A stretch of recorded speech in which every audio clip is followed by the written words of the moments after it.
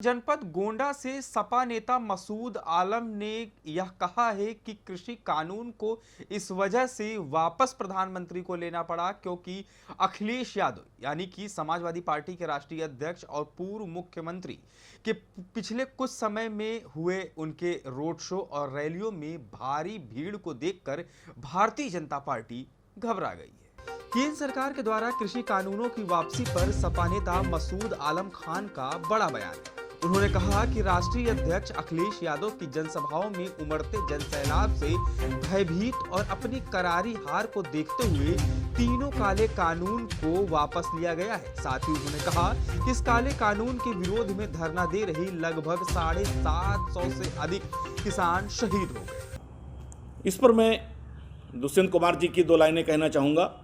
कौन कहता है आसमां में सुराख नहीं हो सकता, एक पत्थर तो तबीयत से उछालो यारो।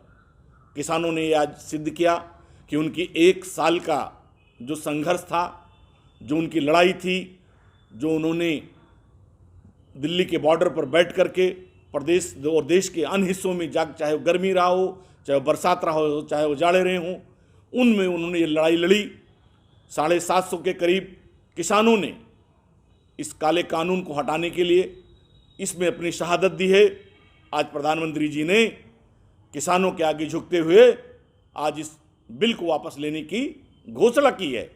यह किसानों, गरीबों, मजदूरों सहित देश के 135 करोड़ लोगों की जीत है और भाजपा सरकार के अहंकार और उनकी गलत नीतियों की करारी हार। हम इसे इस देश की जीत कहते हैं, हम किसान की जीत कहते हैं और ये 135 करोड़ हिंदुस्तानियों की जीत है।